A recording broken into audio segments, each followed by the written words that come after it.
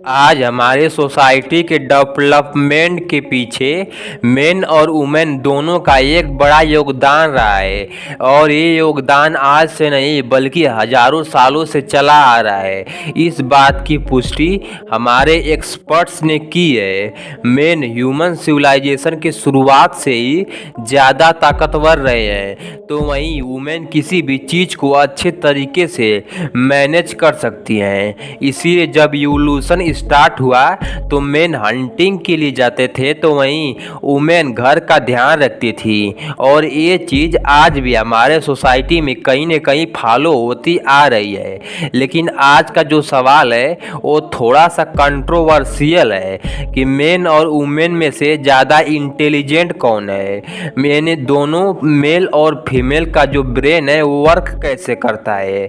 Main और women का जो इंटरेस्टिंग बात ये है कि ये दोनों ही नेचर का एक नायाब क्रिएचर्स हैं। और लोग मजाक मजाक में ये भी कहते हैं कि मेन मार्स से आए हैं और वुमेन वेनस से। ये तो रही मजाक की बात, लेकिन अगर हम आए अपने मेन टॉपिक पे तो कुछ लोगों का कहना है कि हमारी सोसाइटी इतना ऊपर गई है, इतना डेवलपमेंट, इतना एडवांसमेंट मिला है, तो इसका कारण मेंस ही हैं। और अगर हम एक बार निरपक्ष होकर सोचे भी तो ये चीज़ कई हद तक सच भी है, क्योंकि अगर हम अपने आसपास के इस चीज़ों पे नज़र डाल लें जिनके बिना हम जीने का सोच भी नहीं सकते, जैसे mobile phone, computer, bulb, car, internet, aeroplane, watch, gun, ये सब मेंस ने ही बनाया है। यहाँ तक कि मोस्ट ऑफ मेडिसिन मेंस ने ही बनाया है। ये वो चीज़ें हैं जिनके बिना हम जीवन कल्पना भी नहीं कर सकते। लेकिन इसका मतलब कतई भी ये नहीं है कि मेंस फीमेल से ज़्यादा इंटेलिजेंट होते हैं। ह्यूमन काइंड के इन्वेंशन में वुमेन का इतना कम रोल इसलिए रहा है क्योंकि शुरू से ही फीमेल्स को मेंस के मुकाबले बहुत ही कम इम्पोर्टेंस दिया जाता था। और इस बात से हम इनकार नहीं कर सकते। ये हमारे वर्ल्ड के सारे मेजर रिलीजन में भी पाया जाता है।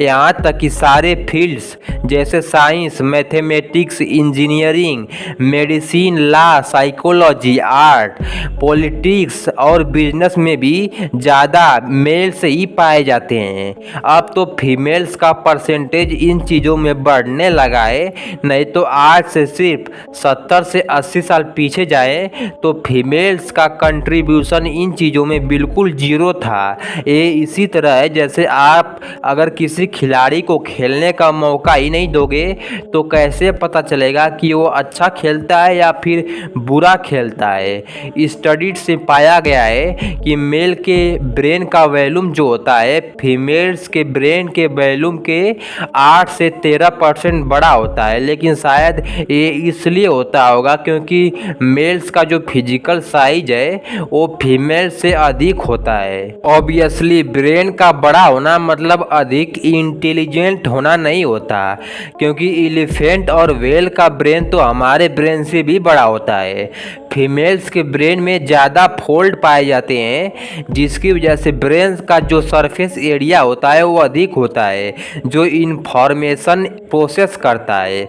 एक्सपर्ट कहते हैं कि फीमेल्स मेल के मुकाबले ज़्यादा और जल्दी मैच्योर हो जाती हैं। मेल को मैच्योर होने में थोड़ा टाइम लगता है, इसलिए हम 10 या 12 साल के गर्ल्स और बॉयज़ को कंपेयर नहीं कर सकते।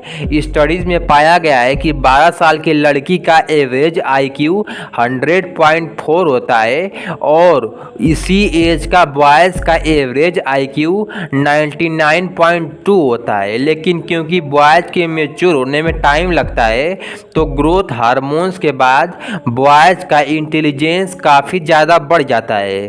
फीमेल्स ब्रेन में हिपोकैम्पस एरिया बॉयज़ से ज़्यादा होता है और यही ब्रेन पार्ट हमारे इमोशंस और लॉन्ग टर्म मेमोरी को कंट्रोल करता है। इसीलिए इसीलिए कहते हैं कि गर्ल्स ज़्यादा इमोशनल होती हैं और उनकी लॉन्ग टर्म मेमोरी बहुत ही ज़्यादा स्ट्रांग होती है। लॉन्ग टर्म मेमोरी मतलब किसी भी चीज़ को ज़्यादा दिन तक याद रख पाना।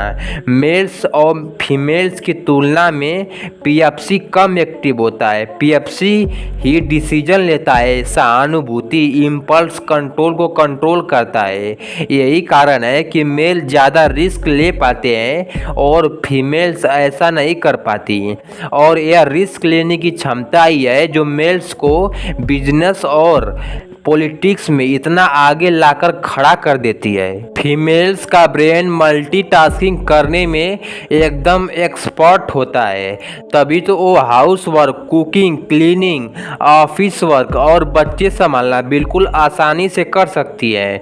तो वहीं मेल एक ही जॉब को ज़्यादा फोकस और एक्यूरेट तरीके से कर सकती हैं। वे लॉजिकल अंडरस्टैंडिंग और प्रॉब्लम सॉल्विंग मैटर को ज़्यादा अच्छे तरीके से हैंडल कर सकते हैं। बॉयज किसी अर्जेंट स्थिति में क्विक डिसीजन मेकिंग कर सकते हैं, जबकि गर्ल्स ऐसा करने में अच्छी नहीं होती। इसीलिए बॉयज गेमिंग में ज़्यादा एक्सपर्ट होते हैं क्योंकि वहाँ क्विक डिसीजन मेकिंग करना होता है। फीमेल्स का अंतर्ज्ञान बहुत सटीक होता है जिसे गट फीलिंग कहते हैं। तो वहीं मेल्स में टेस्टोस्टेरोन सेक्रेट होने की वजह से ये अधिक एग्रेसिव रिस्पॉन्स कर सकते हैं और यही इनके कॉन्फिडेंस का कारण भी हो सकता है। ऐसा कोई एग्जैक्ट चीज़ नहीं है जिसे हम मेल और फीमेल के इंटेलिजेंस को मेजर कर सकते हैं। ऐसा तो यही हुआ जैसे हम एप्पल और ऑरेंज को कंपेयर कर रहे हैं, जबकि ये दोनों अलग अलग फ्रूट्स हैं। अगर वीडियो अच्छा लगा तो वीडियो को लाइक करें और चैनल को सब्सक्राइब